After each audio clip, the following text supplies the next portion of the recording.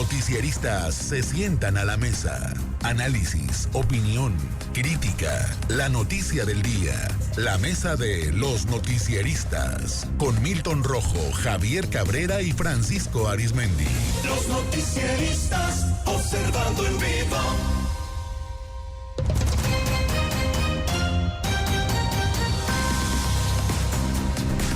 Muchas gracias a Lucirene Maldonado, que nos entrega micrófonos. Saludos a usted que nos acompaña en su casa, en su trabajo, a bordo de su automóvil o en los transportes del servicio público. Soy Luis Alberto Díaz.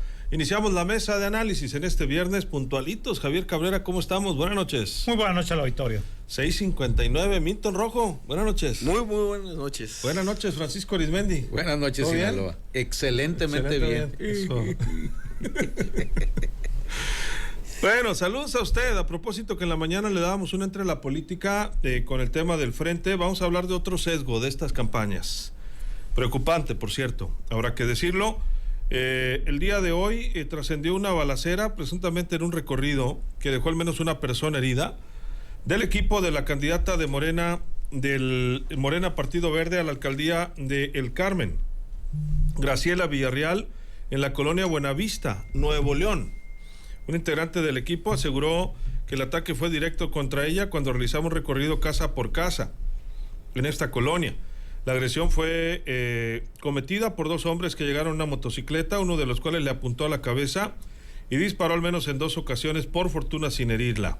El que sí resultó herido en la parte posterior del cuello fue un fotógrafo de su equipo de campaña. Tras el suceso, la candidata fue trasladada a un lugar seguro y el lesionado a una clínica cercana. Un allegado a la candidata señaló que tendrán que esperar las instrucciones del partido. El PAN y el PRI están pidiendo mayor seguridad a los candidatos justamente de sus partidos en todo el país.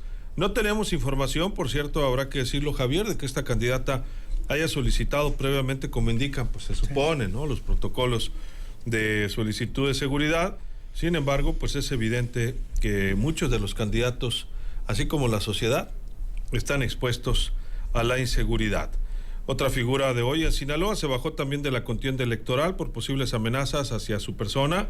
Se trata de Claudia Lisette Tiznado Flores. Ella iba a participar como candidata a la diputación local por el distrito 24 en la coalición Fuerza y Corazón por Sinaloa, PRI PAN PRD Paz por Mazatlán, distrito 24. La ahora ex candidata manifestó los motivos. Amigas y amigos del 24 distrito electoral, que comprende Concordia, Rosario y Escuinapa, me dirijo a ustedes para informarles que he tomado la determinación con carácter de irrevocable de retirarme de la contienda por este proceso como candidata a diputada local. Siendo una mujer de fe, solo puedo decir: Dios da, Dios quita, y jamás pondría en riesgo mi integridad ni la de mi equipo, dijo en sus redes sociales. Pues así las cosas, Javier Cabrera. Mira, preocupante, y además preocupante por la postura del partido político que los llevó a estos cargos. Este es el segundo caso que tiene que ver con abanderados del PAN que se bajan de la contienda política en una situación muy poco clara, pero que tiene que ver con amenazas. Hay que recordar el caso del candidato a la alcaldía del Rosario, Pineda Domínguez, que pues él también a través de redes sociales dio a conocer que renunciaba a la candidatura y decía inicialmente que por cuestiones de tipo familiar. Eso fue lo primero. Al segundo día, él, a través de sus redes sociales, pues da a conocer prácticamente los verdaderos motivos, cuando dice: no basta con el mensaje que me dieron, sino que hoy vienen a presionarme con inspectores a mi negocio, que es una farmacia. Y bueno, pues ahí deja entrever que había sido amenazado. Lo que llamó la atención es que rápidamente Roxana Rubio, dirigente de Acción Nacional, salió a desmentir, diciendo que en el caso de Domínguez, Pineda Domínguez, pues él había sido y que no había ninguna presión. Hoy nuevamente sale a decir que no hubo tal amenazas, que fue una cuestión de una negociación de tipo político, que tiene que ver con que esa posición política le pertenece al partido sinaloense, que no hubo ningún acto de violencia. Pero entonces no explica por qué, pues ella dice que la aspirante, ¿por qué tiene temor? Sí. ¿No? ¿Roxana? No, Roxana. Lo que dijo Roxana es que no era cierto, que no había ninguna amenaza, que era una cuestión que había platicado con ella y que era una cuestión de una negociación política con el PAS, que esa posición le tocaba y que pues a ella había aceptado renunciar al cargo. Y fíjate, Paola Gárate también, según dijo lo mismo. Una nota de nuestro mismo. compañero Martín Gastelum, dijo es un acuerdo bilateral, un acuerdo político para acatar ciertos lineamientos de las acciones afirmativas y se tuvo que acordar con el PAS esa posición y otorgar otra. Entonces, pues más bien es un acuerdo político, dijo entonces, Paola. ¿a quién creerle? Ha sido más crítica en este tema, ¿no? De la inseguridad. ¿A quién creerle entonces? ¿O por qué despedirse así Claudia Tiznado, ¿no? También como diciendo que la amenazan, o dando a entender sin decirlo, ¿no? Que tiene miedo, que tiene temor de sufrir ella o su equipo alguna agresión. Pues hay algo, ¿no? No es cierto que fue una negociación política. Ella no está diciendo que es negociación política. Bueno, este tema del tema de la inseguridad, bueno, pues se está campeando en varias partes del territorio nacional. Hemos comentado hace algunos días, y este nuevo caso de Nuevo León le pone mucho más ingrediente. Y lo que llama la atención es que se pretenda minimizar y admitir que la mayoría de los atentados o homicidios que se han dado ha sido contra aspirantes o candidatos de Morena, la mayoría de ellos. Y este último, el municipio uno de los municipios de Nuevo León, bueno, pues es una candidata de Morena también que va en alianza con el Verde Ecologista, y llama la atención porque hoy se publica una información en el sentido de la asignación de los escoltas por parte del gobierno federal, pues donde se dice que son escoltas de medio tiempo porque por las noches dejan solo a los candidatos por cuestiones de pago de viáticos a los elementos que son asignados para darle seguridad a los candidatos, que se tienen que regresar a los cuarteles a dormir porque no les dan pagos de alojamiento y en algunos casos ni alimentación. Entonces, esto está preocupante, pero más preocupante es que necesariamente hoy quienes están en la vida política necesariamente tengan que traer escoltas. Cuando en el pasado, bueno, pues los candidatos tranquilamente andaban por todos sus estados o sus municipios o distritos electorales sin ningún problema. A veces sí enfrentando a quienes no simpatizaban con él, que pues por lo menos no les permitían hacer algún acto o los corrían de otra forma, ¿no? Pero de ahí no pasaba. Hoy ya es un problema de violencia que está preocupando en el territorio nacional por el número de asesinatos, amenazas y amagos. Y en el caso de Sinaloa ya hay 3 casos sospechosos que han sido bajados de las contiendas por presuntamente haber sido amenazados. Pues así están las cosas, Francisco, ¿cómo la ves?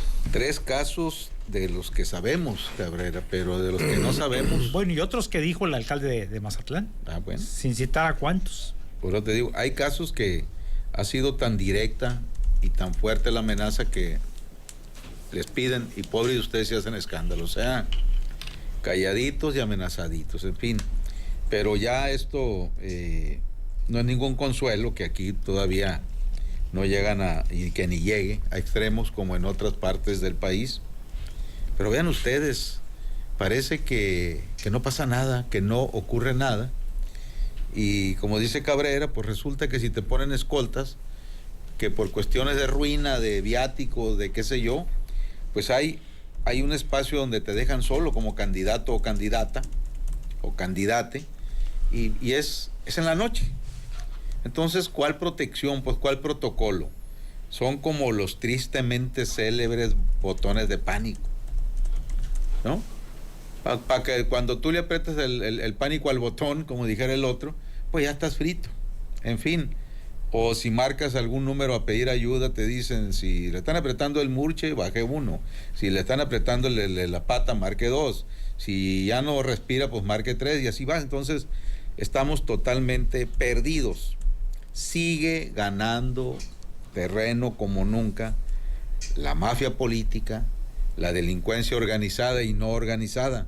Están viendo la situación desde el INE, desde el gobierno federal, desde los gobiernos estatales y municipales, de los riesgos que están corriendo los candidatos de todos los partidos, y no se hace prácticamente lo concerniente.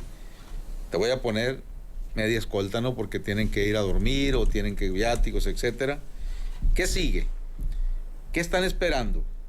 Que Dios guarde el hora, suban la mira, quienes estén atrás de todos estos tipos de atentados y de asesinatos, y que de repente tiran hacia arriba, que vayan a atentar contra alguna de las candidatas a la presidencia o el candidato Álvarez Maínez. Eso es lo que están esperando para entonces sí.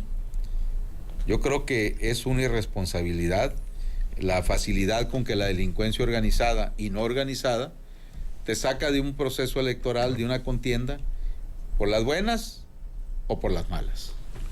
Imagínate, Francisco, toco madera, ¿no? Espero que no escale ni al nivel bajo ni a alto, pero lamentablemente en muchos niveles ya está impactando. Milton, tu punto de vista. Hoy estamos viendo este evento en el cual aquí en lo local la ex candidata por el 24 distrito, recordemos, es Concordia, El Rosario y Escuinapa. Son aproximadamente 188 secciones electorales. Es un distrito grande para ser de diputado local. Son 3 municipios. Entonces, a alguien, por alguna razón, esta candidatura, pues, este actor político tuvo que decir, con permiso, me bajo, renuncio. Y el último renglón de su post, pues habría que leerlo con detenimiento. Jamás pondré en riesgo mi integridad ni la de mi equipo. O sea, ahí está dando un mensaje muy directo en donde ella está diciendo, bueno, yo no voy a ir a una aventura, podemos leerlo así, a una aventura política en donde pudiera estar alguna situación donde la integridad mía y la de mi equipo está en juego. Entonces, pudiera leerse o interpretarse que ahí hay una amenaza. Ahora, que las dirigentes de los partidos del PRI y del PAN digan, no, pues es que se hizo el cambio porque le debíamos esto al PAS, o sea, y tú ves esto, dices, bueno, o sea, recordemos que tanto las dos dirigentes partidistas tuvieron un incidente con el secretario de Seguridad Pública y donde están denunciando, tengo entendido, o están por denunciar, ya renunciaron caso Paula, por una cuestión de violencia política de género. Y de repente una candidata dice, hey, me bajo porque está esto, o sea, lo que decías tú ahorita, Luis, o sea, ¿qué quiso decir con esto? O sea, o en qué está pasando que las dirigentes partidistas que han cuestionado a la autoridad de seguridad, de repente una candidata diga, hey, yo me bajo por esta cuestión, o sea, no avanzó más, no dijo más, pero ahí yo creo que lo dijo todo, ¿no? Entonces, ¿por qué no cuestionan o por qué no dicen si esto es cierto o no las dirigentes de los dos partidos? ¿Por qué? Porque ella es candidata de esos partidos. Entonces, resulta que no, que te dicen, no, es un acuerdo político con el PAS, vamos a cambiar esto. Entonces, son cosas en donde hemos dicho mucho, la democracia, o sea, sí ya hay un respeto al voto, pero no hay las instituciones de seguridad entran en el juego democrático. ¿Para qué? Para garantizar la seguridad, no solo del proceso, sino que en la boleta esté en lo que la gente quiere o lo que un grupo político o una corriente política desea, y que las autoridades de seguridad te brinden esa seguridad de que no pase este tipo de situaciones. Ve lo de Monterrey. O sea, no tarda Samuel en salir, decir, los de la vieja política están haciendo esto porque nosotros, bla, bla, bla, y por ahí se va a ir, ¿no? Entonces, ¿qué estamos viendo? En el país, una situación de descomposición democrática, no porque la democracia esté fallando, no. Con las reglas establecidas, algunos grupos de interés están negando que una expresión política vaya en las boletas. Y eso es muy peligroso, y lo hemos dicho, el 94 fue eso, negar que una expresión política llegara a las urnas. Y ahorita lo estamos viendo, ese 94 en chiquito, porque ¿cuántos? Digo, no ha llegado en algunos casos han sido homicidios a candidatos o precandidatos, pero ¿cuántos han sido amenazados por ese tipo de situaciones? Entonces, en lo local hay muchos de esos tipos. Sí, nada más recordar, Milton, Francisco, sí. Javier, que al menos 5 candidatos o aspirantes a cargos de elección popular han sido asesinados en México durante el mes de marzo, con lo que se sumaron 15 en los primeros 3 meses del 2024, y ahora pues este hecho, ¿no? También que se reporta en Monterrey, aunque por fortuna no llegó al homicidio. Sí, o sea, son 94, es un 94 en localidades.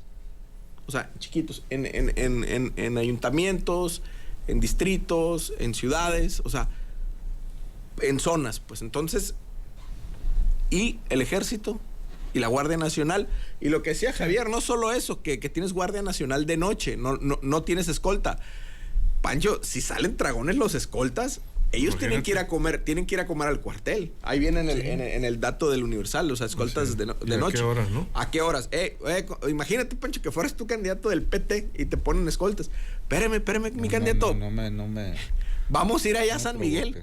Vamos a ir a San Miguel allá a comer. Ahorita venimos, ¿no? Entonces, pórtese bien o aguántese. Ahorita venimos. No salga. Votar entre balas se denomina un estudio de, pues justamente de investigación. Por el tema de la inseguridad han sido asesinados los candidatos Alfredo González, aspirante del PT a la alcaldía de Atoyac en Guerrero, Tomás Morales, candidato de Morena a la alcaldía de Chilapa, Guerrero, Diego Pérez buscaba ser alcalde en San Juan Cancuc, en Chiapas por el PRI, Humberto Amezcua del PRI PAN PRD aspiraba a la alcaldía de Pihuamo en Jalisco y Jaime González por la alcaldía de Acatzingo, Puebla, por Morena. O sea, hay de todos los partidos. Sí. Hay asesinatos, hay secuestrados, etcétera, etcétera, etcétera. Del 2018 al 2023, 105 políticos fueron asesinados y bueno, pues ahora lamentablemente en este año la cifra sigue creciendo. Javier, conclusiones. Así es muy preocupante, ¿no? Querer minimizar que no está sucediendo nada, algo está sucediendo en este proceso electoral tan complicado, tan polarizado y salpicado de violencia, ¿no? Hay intereses bastante oscuros en este proceso y bueno, sí la autoridad debe tomar medidas, pero los partidos políticos, lo que llama la atención es por qué guardan silencio o traten de ocultar la verdad que está sucediendo, porque si vemos incluso declaraciones de algunos actores políticos que están dentro del grupo opositor, que han hablado de amenazas y sus dirigentes lo han negado, dicen que no ha pasado nada, que el caso del Rosario pues no es cierto que el candidato a la alcaldía haya sido amenazado, aun cuando él en redes sociales da a entender otra cosa. Lo mismo de hoy de la candidata por el 24 distrito electoral, y el primer caso que se conoció pues fue el caso de Mocorito, y después la denuncia del alcalde de Mazatlán, que dijo que los síndicos le habían comunicado que estaban recibiendo amenazas a través de supuestos mensajeros de la delincuencia organizada para que apoyaran a determinado candidato, lo cual sí es preocupante que esto resultara cierto y no hay ninguna respuesta concreta de la autoridad. ¿Qué medidas van a tomar? Aquí algunos candidatos han solicitado al gobierno federal protección. Se dice que por lo menos sí hay protección para la candidata de la diversidad sexual en el caso del municipio de Ahome, pero ahí la policía que le están brindando una protección a distancia, porque tampoco es la entidad encargada de brindarle este tipo de seguridad, porque debe ser pues a los candidatos, la federación. A locales sí, ¿no? A los locales sí, pero ahí es candidato. Pero ahí porque el municipio no quiso riesgos, ¿no? Sí, también. Y lo está haciendo a distancia. Dijo, no, aquí le mandamos. Sí, no, es un problema para lo que averiguan, dijo. Es un problema para el alcalde en funciones de que algo le llegara a suceder. Francisco, conclusiones. ¿Qué es lo lamentable e indignante y triste de todo esto? Que desde los procesos electorales pasados, como que ya se nos está haciendo costumbre que ocurra esto. Violencia política, asesinatos políticos, la amenaza de que retírate o atente a las consecuencias, en fin. Va ganando terreno la delincuencia organizada, pero no es una delincuencia organizada que va sola, ¿eh? La delincuencia organizada no se mete al tema político, sino va agarrado precisamente de los políticos y de las políticas. Ahí es donde se hacen esta clase de cochepachas, de complicidades, porque pues se supone que el delincuente, la delincuencia organizada, se dedica a otras cosas, pero si ya se ha convertido esto en negocio, en todos los sentidos, y bueno, pues se llegan a acuerdos con aspirantes a ejercicios de poder desde una alcaldía, pasando hasta por diputaciones locales, federales, senadores, gobernadores, y pues han estado a punto, yo creo, hasta de meterse en elecciones presidenciales, o vaya usted a saber. Pero es muy lamentable que cuando según había llegado a la cúspide el ejercicio de la democracia en México, transparencia, etcétera, credencial de lector con fotografía, bla, bla, bla, bla, pues tenemos esta modernidad de la complicidad del crimen organizado en temas políticos. ¿Con quién? Insisto, con políticos, porque si tumban a una candidata o un candidato, es para poner un candidato o una candidata que va a responder a los intereses de ese crimen organizado. Es decir, vaya combinación que tenemos en México a estas alturas del siglo XXI en el ejercicio democrático. Saludos a la mesa de análisis. Es una realidad la violencia en la política y la delincuencia está metida y los policías atados de manos y extorsiones en todo Sinaloa, dice Héctor Castro. Por acá en WhatsApp, en Facebook, al final a la gente les va a dar miedo salir a votar, dice Kiko Satarén, esperemos que no. Genaro Sagún, narcoelecciones, triste panorama en todo el país. Doctora Ronaldana, buenas tardes. Martina Ahumada, Martín Armenta, perdón. Caleb Adolfo Ramírez, buenas tardes a la mesa. Edgar Damián Polanco, saludos, como no, dice, y le hace una acusación a Claudia Sheinbaum muy delicada. José Francisco Corral Castañeda, por las buenas o por las malas, por las buenas o por las balas, dice lamentablemente. Patricia Leal Figueroa, saludos a la mesa. Muchas gracias también en Facebook y en YouTube. Saludos también a Roberto López. Muchísimas gracias. Bueno, él dice puro Claudia. Saludos a todos. Milton, tus conclusiones. De 2018 a 2024, en lo que en el estudio que comentaba Luis de Data Cívica, se han registrado 1,764 ataques, asesinatos, atentados o amenazas contra personas que se desempeñan en el ámbito político o gubernamental. ¿Dónde son los estados donde se ha dado este tipo de ¿cómo se dice? De hechos? A ver, Chihuahua, Zacatecas, Guanajuato, Jalisco, Guerrero, Morelos, Chiapas, Michoacán. Es donde más o menos hay el Estado de México. Es donde se ha presentado este tipo de eventos. Hay Veracruz también. Entonces, estamos en una situación que hay donde llegó la democracia y llegaron las balas. Y el mejor libro que ejemplifica esto, porque es un estudio cuantitativo de los doctores Guillermo Trejo y Sandra Ley, se llama Votos, Drogas y Violencia, donde ellos parten de una hipótesis donde dentro de la gobernabilidad de un estado, sobre todo del Estado mexicano, del priismo de los 70s hasta ahorita, había una zona gris, y esa zona gris es una parte donde una parte de los servicios de inteligencia, ejército y policías, una parte, no todos, formaban esa zona gris junto con ciertos miembros de cárteles, no todos los cárteles, pero algunos. Estoy hablando de 70s hasta ahorita. Entonces, en esa zona gris, esa comunidad eran lo mismo y tomaban acuerdos y generaban gobernabilidad. Entonces, en los 70s del Estado mexicano, ¿quién era el líder de la zona gris? El Servicio de Inteligencia, la Dirección Federal de Seguridad. Gutiérrez Barrios, Nazararo, eran los que, de una manera u otra, finales de los 80s, ya empieza el ejército, Acosta Chaparro, Quiroz Hermosillo, toda esa gente, Arévalo Gardoqui en los 80s, ya en los 90s, ya Salinas, esa parte, lo siguió liderando el ejército. Vamos a dejar la parte de los cárteles, pero el ejército, ¿quién era? Gutiérrez Rebollo. Y de esa parte llegamos a la alternancia política y cambia la correlación de la zona gris. Ya no era ni la Dirección Federal de Seguridad, ya no existía, ni era el ejército, era la Policía Federal Preventiva. Y hasta la salida de Calderón, al finales de Calderón vuelve a ser el ejército. Recordarás, Francisco, Javier, Luis, Acosta Chaparro, Quiroz Hermosillo. Creo que a Acosta Chaparro le devuelven el grado, le dan y vuelve otra vez a liderar esa situación. Y con Peña Nieto es el ejército otra vez y empieza el desmantelamiento de la Federal Preventiva. Y ahorita, ¿quién está liderando? El ejército otra vez. ¿Por qué? Porque el ejército se volvió en el dueño prácticamente de la administración pública federal, pero sobre todo de los órganos de seguridad. Entonces, ahorita estamos en esta situación donde no nos explicamos por qué si hay democracia, si hay instituciones, por qué están pasando este tipo de situaciones y sobre todo si está el ejército en las calles. ¿Será que esta lógica política le favorece a las instituciones castrenses? No sé, es pregunta. Javier, comentario final. Sí, el problema es que ellos no están dedicados meramente, o no era su función del ejército.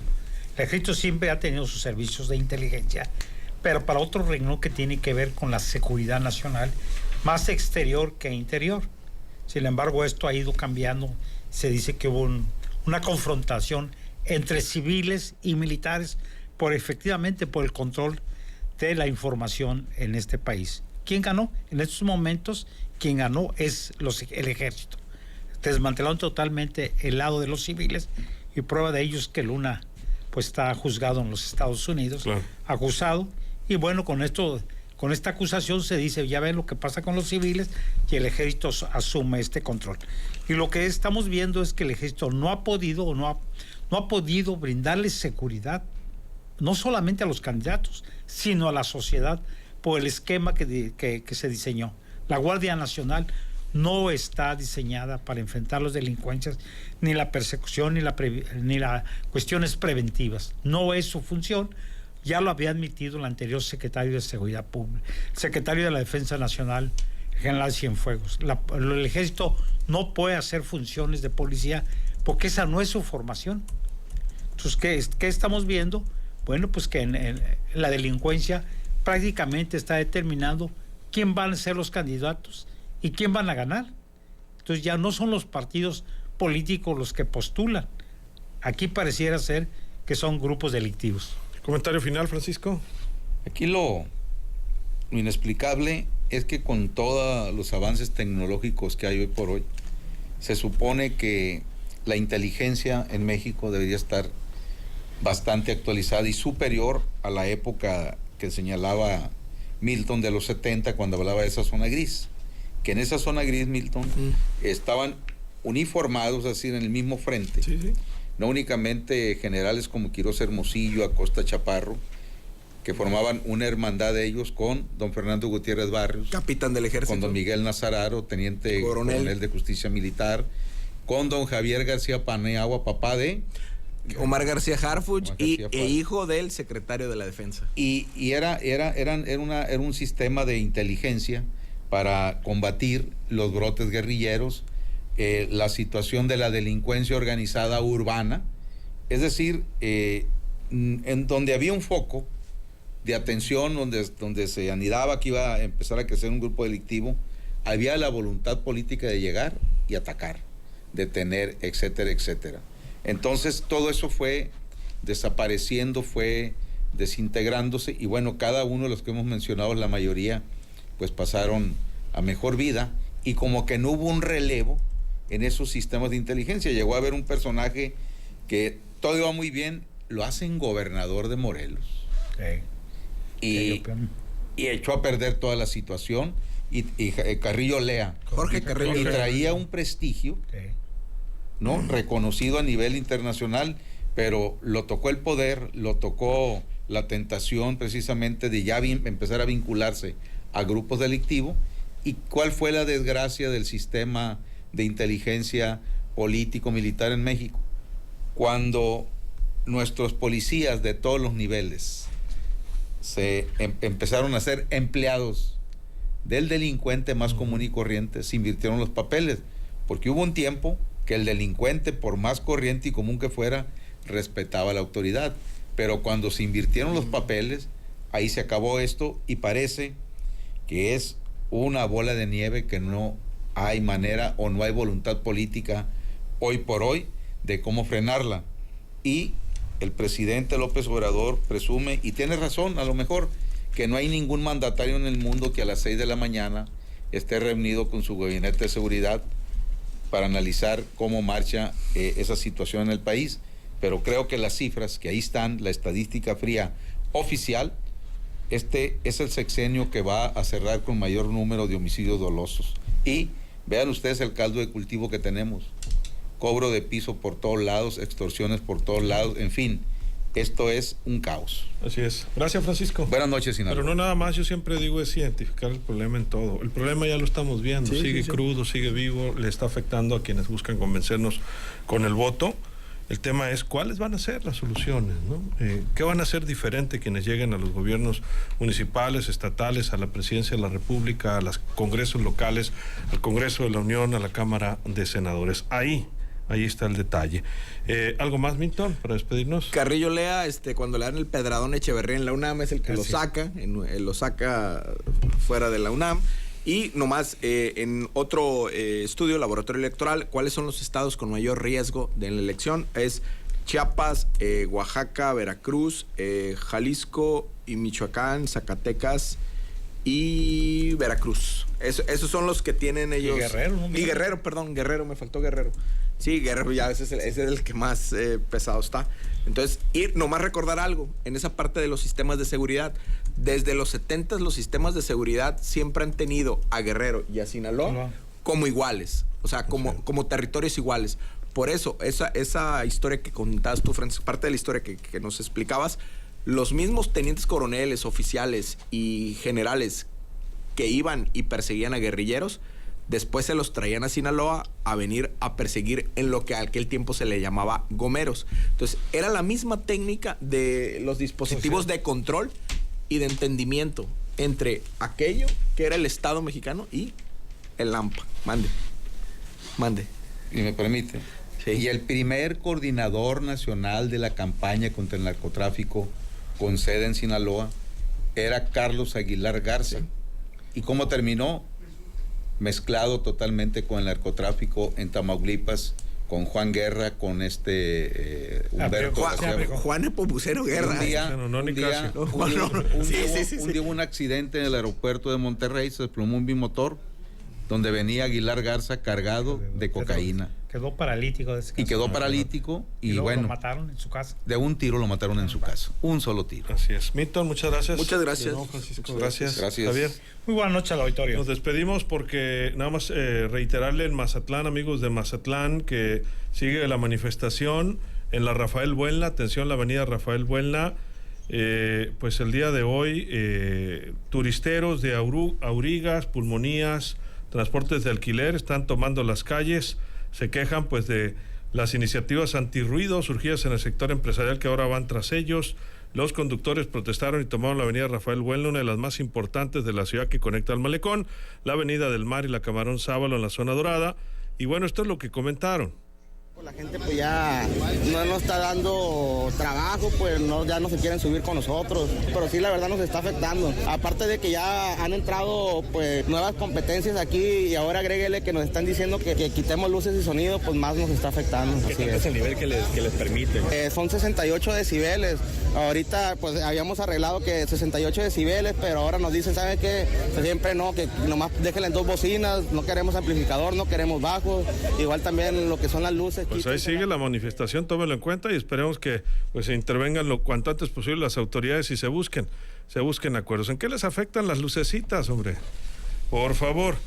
Pero bueno, pues vamos a despedirnos, lo dejamos bien acompañados, hay buena música. Por cierto, saludos a Iván Sotelo, felicita a Francisco por el programa de anoche. Ahí siguen las redes sociales. Muchas gracias. Y también mandamos una felicitación a Ana Julia del Ángel, que está cumpliendo años, de parte de Karina Gallardo. Muchas felicidades a nuestra amiga Ana Julia del Ángel, de parte de todo el equipo de los noticieristas. Espero que se haya habido regalo y si no, todavía no termina este viernes. Soy Luis Alberto Díaz, que la pase de lo mejor.